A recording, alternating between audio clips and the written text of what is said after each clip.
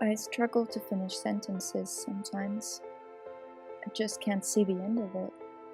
I begin to wonder when I look at people, observe them, stare at them. We are all just an instrument of observation. Most of the time, we're only seeing ourselves in other people, and yet, somehow, we forget to observe our own actions and its repercussions.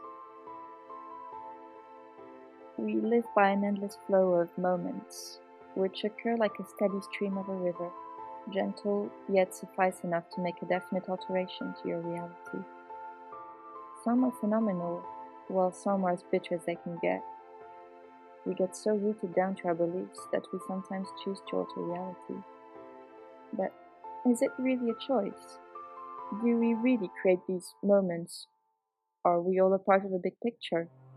Or are we the big picture itself? And what if we can choose to live in a moment forever? Would it still be the same? Getting stuck within a moment seems frightening.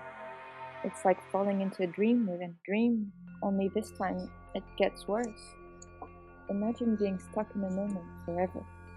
Life would begin to lose its meaning and everything would fall into pieces. The very meaning of existence would be challenged. It's like entering a tunnel and never leaving, only seeping deeper into the darkness. Let me out!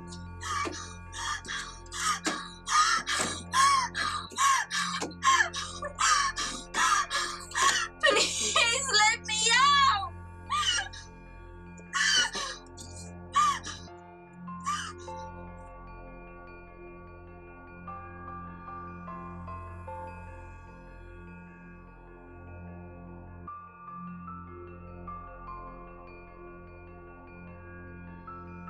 But we move on, and so does everything else.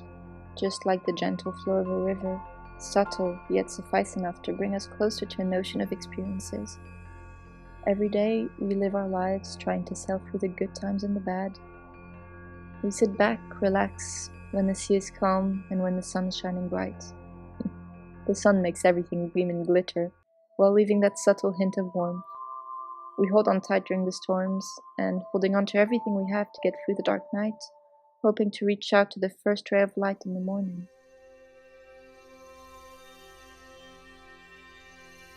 How badly do we hope for that ray of light during those nights? Desperately sometimes.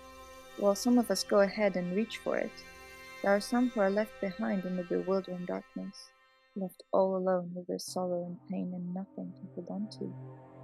Pain keeps growing, day by day, as the darkness seeps inside, making its journey all the way to the core. It's a place where no one should be, ever. I should be loyal to the nightmares of my choice, they said, while slowly giving up to the pain and eventually to the hollow void within themselves. Those who find the light relive the joy of being born again. It overcomes them. You only know how dark the night was once you see the morning light. It's not easy to find your way through, but they say that light never cracks the door by itself. You have to open the door and let it in. Maybe there is a deeper meaning to our existence and choices, beyond the ripples of our actions. We must follow the light. We need to hold on to it. It's a dark road ahead, and the light is your only companion. Embrace it, feel it, let it soak into your skin and reach your very soul. For this may be all you are left with when it gets too dark to see your way ahead.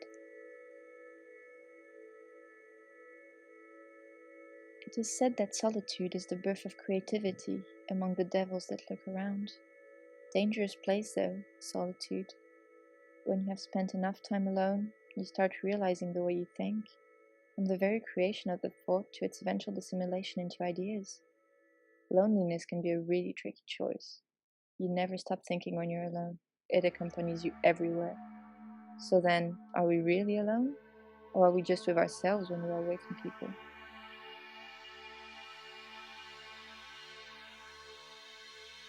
Every day, I walk to a new place, hoping to find inspiration, that one strand of thought process that could probably get me somewhere better than where I am.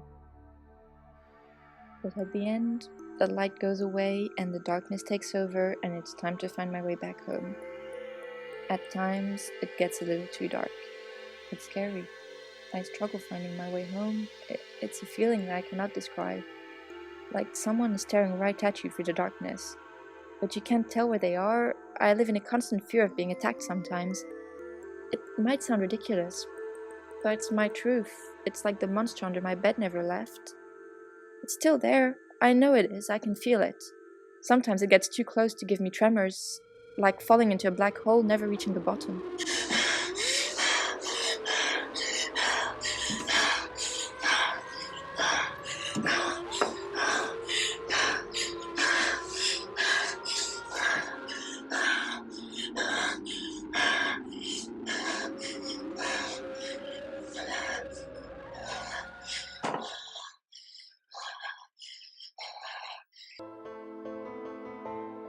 It's true that if you gaze long enough into an abyss, the abyss will gaze back to you.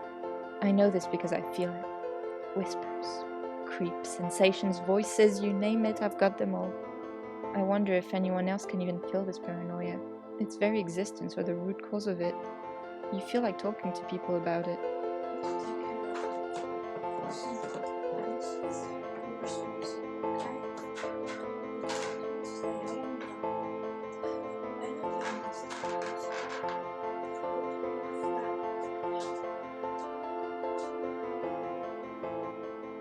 But when you lead a life like mine, you leave as a traveler, but come back as a wanderer.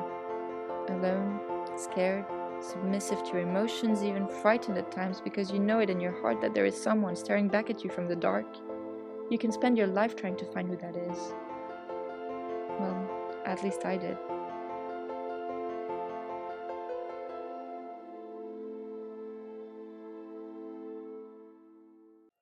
Could it be your karma, staring right at you, at your darkest deeds, at those sinful thoughts waiting in the dark?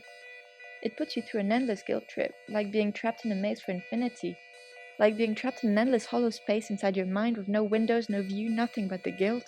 Or is it the darkness itself, waiting to consume you and feed on every memory and moment that exists within yourself, waiting to kill the light within you and leave you stranded on a sunken ship, all alone, in the dark? How do I even begin to explain this to someone? Should I write about it? How do I even begin to write down these intense rushes of emotions running inside my mind at the speed of light? Light. At least somewhere there's light.